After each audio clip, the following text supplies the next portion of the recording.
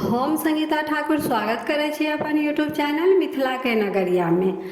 आइ के एहि वीडियो में बरसातक कथा सुनाब। कथा सुनने से पहले चैनल के सब्सक्राइब जरूर कर लेब। एहि चैनल पर मिथिलांचल से जुड़ल हर पाबनि तिहार के जानकारी, धार्मिक कथा आ पूजा पाठ से जुड़ल उपाय भेटत। तो चलू आब कथा सुनू। प्राचीन काल में एक गांव में एकटा ब्राह्मण निवास करे छलथि। हुनकर पत्नी सब दिन भानस करऽ काल में मार पसा कऽ चूल्ही लग एकटा बीहर रहे ओहि में धऽ देथिन। ओहि बीहर में एकटा नाग नागिन निवास करै छलथि। हुनका लोकनि के जे अंडा बच्चा होइ छल, गरम मार पड़लासँ सब नष्ट भऽ जाइ छलनि। तऽ एक दिन नाग नागिन अपना में विचार केलनि जे जहिना ई ब्राह्मणी हमरा लोकनि के निसंतान केने छथि, तहिना हमहूँ हुनका कऽ देबनि। सएह सोचि दुनू गोटे नाग नागिन गाम से बाहर रस्ता कात में एकटा बड़क गाछ रहे तेकर धोधरि में निवास करऽ लगला। ब्राह्मण के 7टा बेटा रहनि। जखन ब्राह्मण के सबसँ पैघ बेटा विवाह योग भेलनि तऽ बेटा के खूब धूमधाम से विवाह केलथि। जखन ओ भाड़ दौड़क संग सासुर से विदा भऽ अबैत रहथिन तऽ जेठक विकराल रौद से झमा कऽ ओहि बड़क गाछ तर विश्राम करऽ लगला, जाहि में नाग नागिन निवास करै छल। किछ समय गाछक शीतल हवा लगलासँ ब्राह्मण के बेटा अलसा गेलथि। नागिन सब देख रहल छल। ओ ब्राह्मण के बेटा के आबि कऽ डैस लेलखिन। हुनकर मृत्यु भऽ गेलनि। ब्राह्मण आ ब्राह्मणी दुनू गोटे कानि खींच कऽ रहि गेलथि। फेर किछु दिन बाद दोसर बेटा के विवाह केलथि। हुनको संग वएह भेलनि। विवाह के बाद नाग नागिन डैस लेलखिन। हुनको मृत्यु भऽ गेलनि।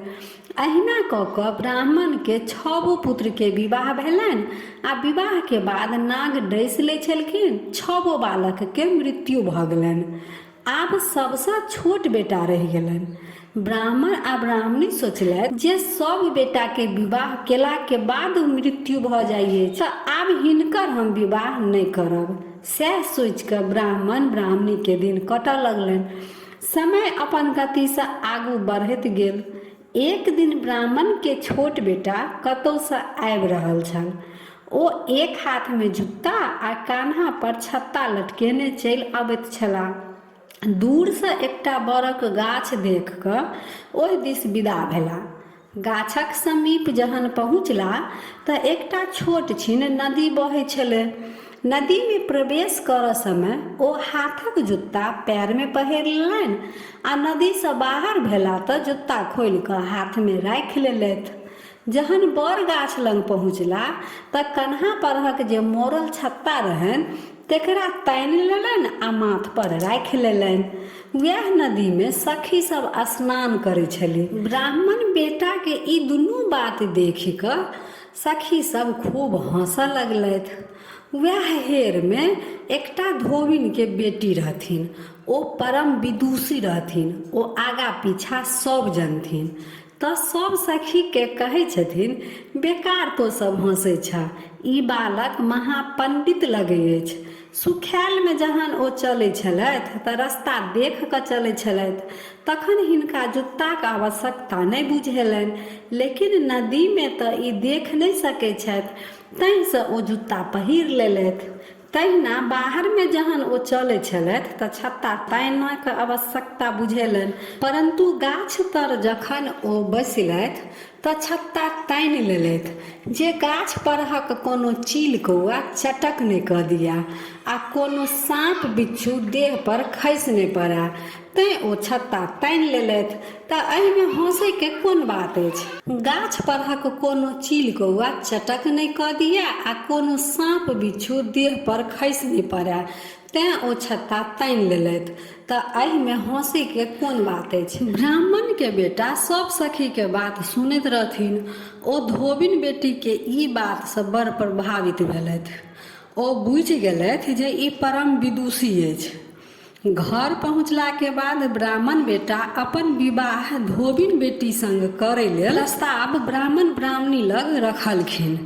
पहिले तऽ ब्राह्मण नहीं मानैत रहथिन, परंतु पुत्रक जिद के आगू विवश भऽ गेलथि। धोबिन बेटी के संग विवाह लेल मानि गेलखिन।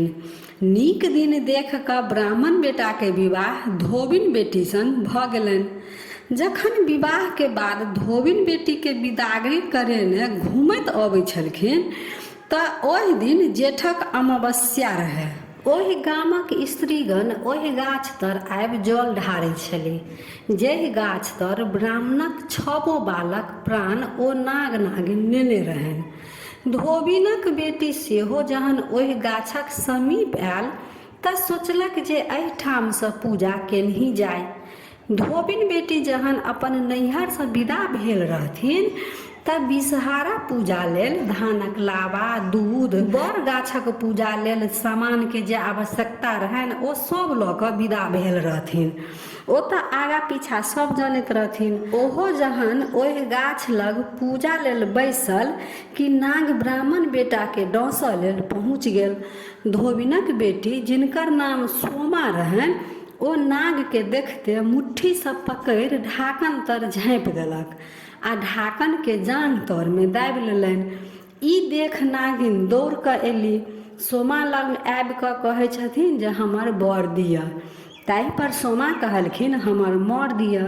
नागिन नहि मानलखिन तऽ सोमा धोबिन कहलखिन ठीक अछि, नहि देब तऽ जाउ, हमहूँ नागके नहि छोड़ब। आब नागिन विवश भऽ 6 मर हुनका घुमा देलखिन। ब्राह्मण के 6 पुत्र राम राम कऽ उठल। तहन सोमा धोबिन नाग के अपन जांघ तरसँ मुक्त कऽ देलखिन। तहन नाग नागिन अपन स्थान पर गेल आ ब्राह्मण के 100 पुत्र सेहो अपन घर पहुँचल। धोबिनक बेटी अपन चतुरतासँ 6 दियादनीक सोहाग घुमा आनलखिन आ ब्राह्मण के उजरल घर बसौलक। सब केओ आनंद मग्न भऽ जीवन बितबऽ लगलै। तऽ इएह रहै बरसाइतक कथा।